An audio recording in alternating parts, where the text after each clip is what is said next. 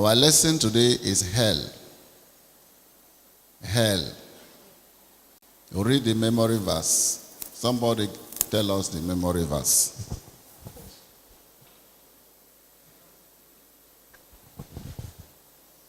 Praise God. Hallelujah. Psalm 9 verse 17. And it says, and the wicked shall be turned into hell, and all the nations that forget God. Yes. The wicked shall all go to hell, and all the nations that do not know God. This gives us a picture of the host of hell, of the crowd, of the kind of people that are in hell. Hell is a spiritual place created by God as the home of devil and the fallen angels. It is located beneath the earth by the side of the bottomless pit.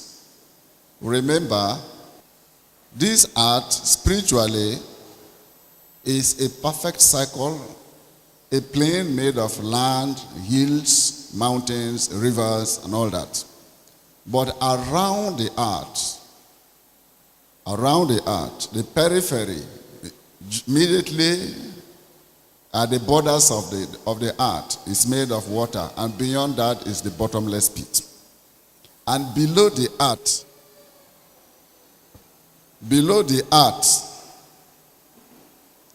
is also the bottomless pit. That is why we always say descend. If you go to hell, we use the word you descend, or you are cast down to hell. Read Isaiah 14 verse 15. Yet thou shalt be brought down to hell, to the sides of the pit. Yes. Though you make yourself God, yet you will be cast down to hell that is located at the side of the bottomless pit. This is what this place is saying.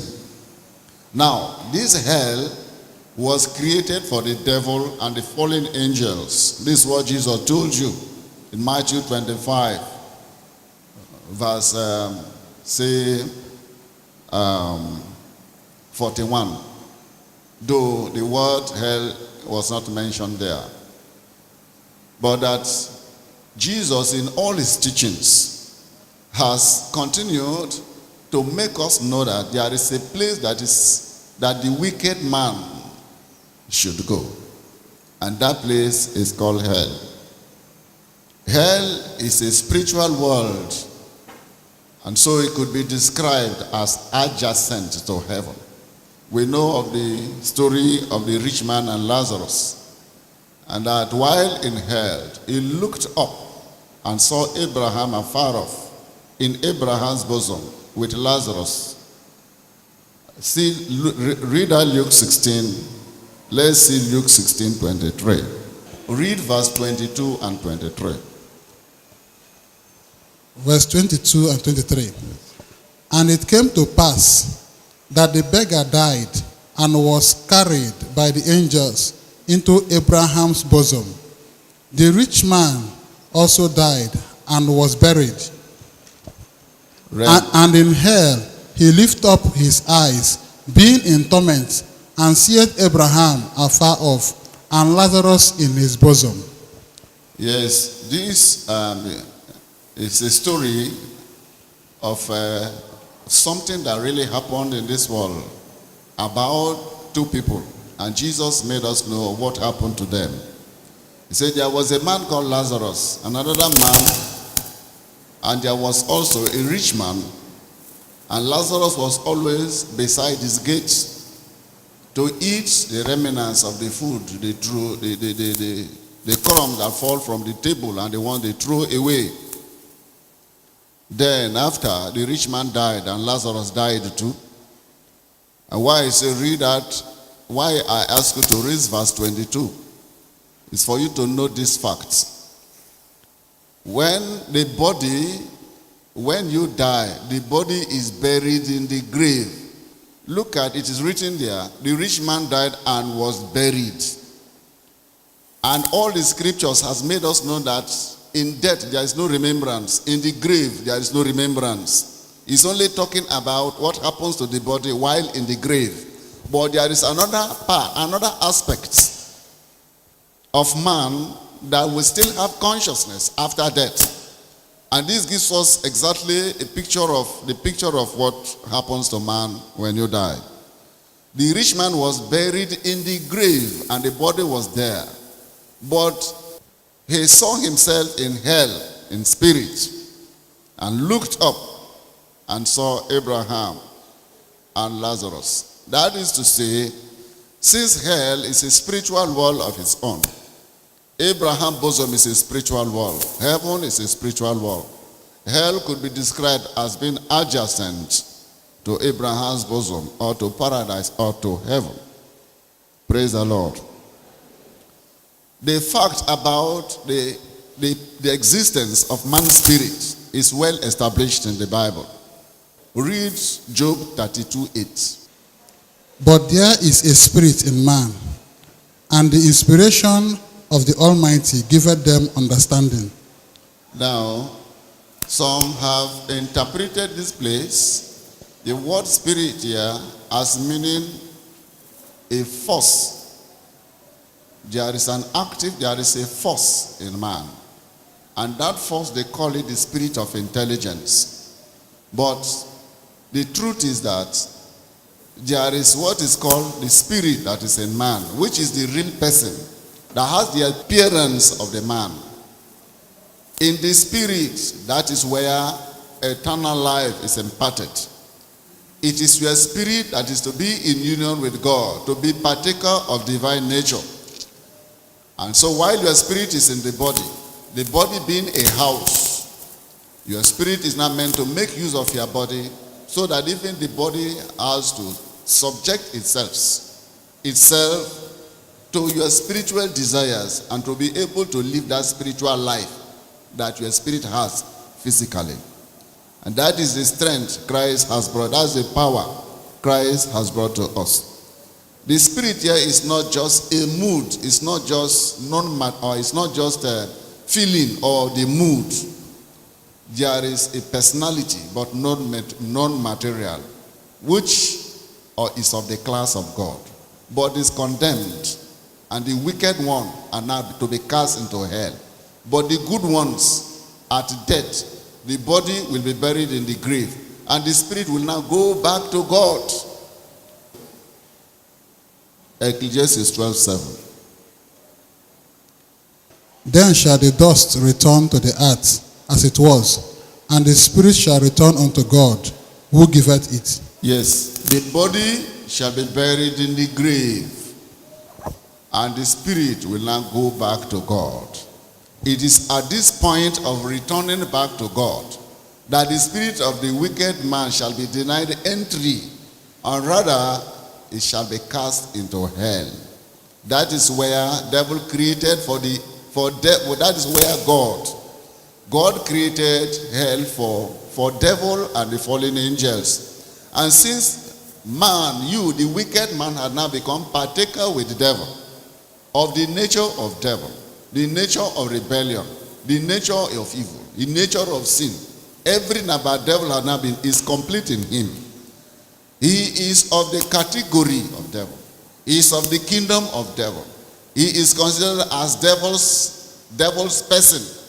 And so he has to be cast into where devil is, and that is hell. So hell is a home, heaven is a home, and this earth we live now is also a home. Praise the living God. Nobody, I'm aware that some teach that if you die, it is finished. There is something like hell. If you deny hell, then of course you also deny heaven.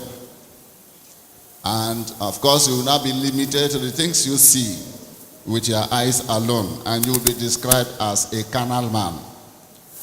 But he that is spiritual believeth all things. We have believed the fact about heaven, the fact about hell, and the fact about the presence of what we call the human spirit that is in every man. It is that spirit that leaves the body at death. And when the body is buried, then God will decide where he will go to. Now, hell is a spiritual home, and devil is the king of hell. Devil is described as the king of the abyss. The word abyss is also mentioned because hell is located by the side of the bottomless pit. And so if one or if a spirit is cast down, or if one descends down, what you're going to see is that now you find yourself at the side of the bottomless pit, just like as we are here standing, and we look up heaven, the stars, the moon, and all that covering us. Those in hell, they look at the bottomless pit. Praise the living God. Read Revelation 9:11. Revelation 9:11. Revelation chapter 9, verse 11. And they had a king over them, which is the angel of the bottomless pit, whose name in the Hebrew tongue is Abaddon, but in the Greek tongue had his name Apollyon. That a time will come when the bottomless pit will be open and demons will come out from hell. And that these demons that will come out, they have a king that rule over them. And this is the king of the bottomless pit. His name is Abaddon, Apollyon. These are the names of devil, the names of Lucifer himself. And so, Lucifer or devil or Satan is the king of hell. And when devil is fully in control of a particular place, then you can see why the Bible oftentimes will describe hell as darkness, outer darkness, where there is always wailing and gnashing of teeth. Why is it called darkness? Because there is absence of God. The light of God is not there. There is what is called lawlessness.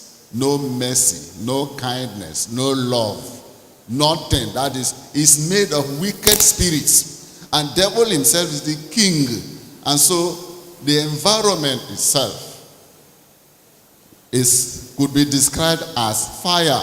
And of course, devil in hell has the ability to even bring out fire to burn an offender. There is no law. There is no sympathy. Devil is fully in control. And all that have descended to hell are his people, including wicked spirits that we have cast them down there. There are some creatures in this world that have disappeared. We can't see them again. But in spirit, there are spirits which have the resemblance of those kinds of creatures. When Christ came, he dealt with them. And most of them have been eliminated. But they are not eliminated. They are all in hell. And you are going there to live there with them. And then, if you know that there is nothing good that is in them, then you can see the horror, the travail, the suffering, the wailing, the crying every day in hell. It is a place we don't need to go. Praise the living God.